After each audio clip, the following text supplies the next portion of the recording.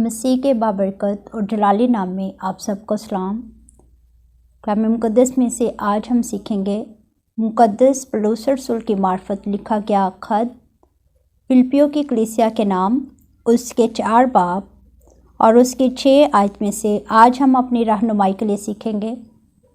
किसी बात की फ़िक्र ना करो, बल्कि हर एक बात में तुम्हारी दरख्वास्तें दुआ और मिन्नत के वसीला से शुक्रगुजारी के साथ खुदा के सामने पेश की जाएं।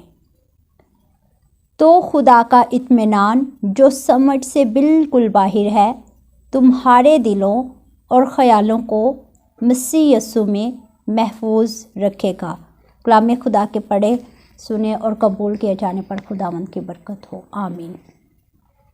आज हम सीखेंगे कि शुक्रगुजारी के वसीला से हम खुदा के इत्मीनान को कैसे पा सकते हैं और हम खुदा में कैसे महफूज किए जा सकते हैं।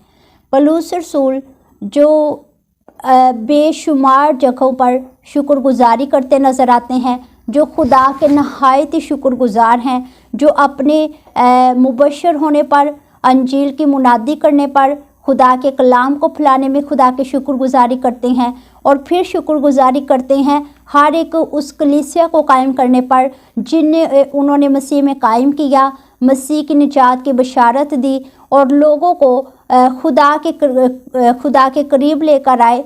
इस बात में भी वो शुक्रगुजारी करते नज़र आए कि खुदा के लोग खुदा की कुर्बत को पाने वाले बने। और फिर लिखा है कि वो अपनी हर उस मुश्किल का, मुसीबत का, दुख का, रंज का जो उन्होंने मसीह की खातिर उठाई, शुक्रगुजार होकर खुदा का शुक्र अदा करते हुए नज़र आए हैं। और यहाँ पर भी वो इतनी खूबसूरत बात कहते हैं और लिखा है कि किसी बात की फ़िक्र ना करो, बल्कि हर बात में तुम्हारी दरख्वास्तें दुआ और मिन्नत के वसीला से खुदा के सामने पेश की जाएं।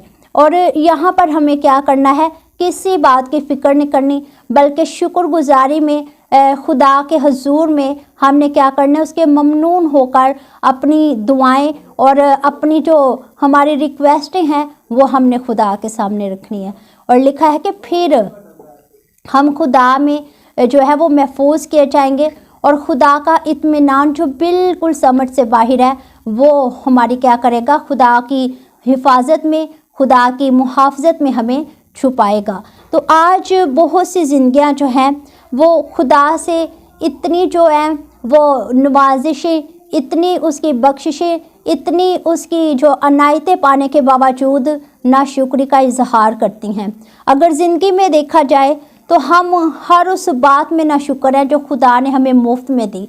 सबसे बड़ी बात, खुदा ने हमें निजात दी है, खुदा ने हमें रिहाई दी है, हमारे गुनाहों का कुफारा दिया है और अपने बेटे की सूरत में खुदा ने हम पर करम किया है। और ये बात आज तक हम खुदा के सामने कभी शुक्रगुजार होकर कहने वाले नहीं बने कि खुदा तेरी इतनी बड़ी निजात के लिए हम तेरे शुक्रगुजार हैं। और जब हम देखते हैं कि ज़िंदगी में सेहत, तंदुरुस्ती, हवा और पानी के तमाम अवामुल जो हमारी ज़िंदगी में काम करते हैं, इनको अगर देखा जाए तो ये इतनी बड़ी नेमत है खुदा की जिसे हम मुफ्त पा रहे हैं और हम इसकी भी कदर ना करते हुए खुदा की शुक्रगुजारी नहीं करते। तो आज ज़रूरी है कि हम शुक्रगुजारी का रवैया अपनी ज़िंदगी में रखें और हर बात में, हर जो हमारी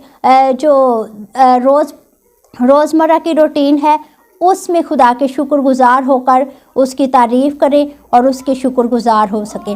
जब हम निजात बानी यीशु मसीह की ज़िंदगी पर गौर करते हैं तो उनकी ज़िंदगी में शुक्रगुजारी का अंसर पाया जाता है और आज हमें उनके फॉलोवर होते हुए इस बात को अपनी ज़िंदगी में लेना है।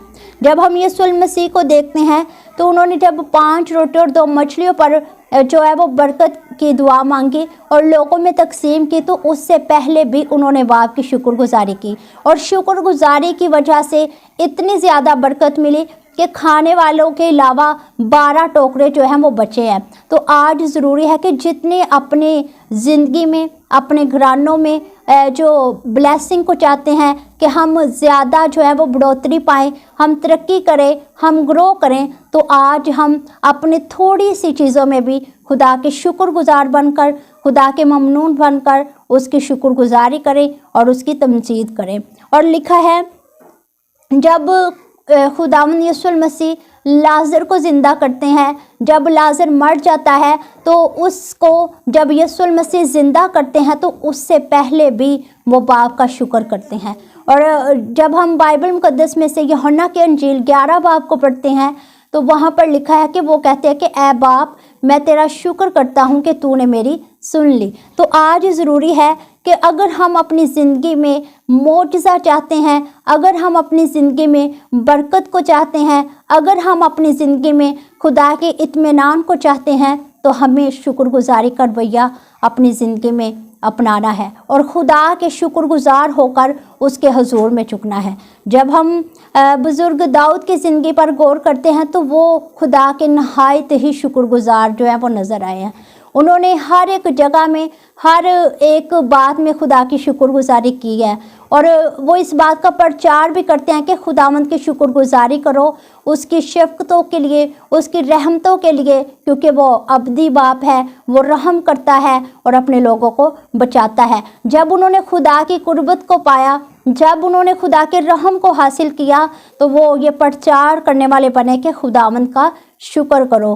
تو آج ضروری ہے ہم جو اس کی نعمتوں کو، اس کی برکتوں کو پائے ہوئے ہیں، ہم جو اس کا نام حاصل کیے ہوئے ہیں، تو ضروری ہے کہ ہم شکر گزاری کا رویہ اپنی زندگی میں اپنائیں اور اس کے ممنون ہو کر اس کے بڑے کاموں کا، اس کے عجائب کا چرچا کریں اور شکر گزار ہو کر اس کے حضور میں جھکنے والے بنیں۔ تو اس کلام کے وسیلہ سے خدا مجھے اور آپ سب کو برکت دے، آمین۔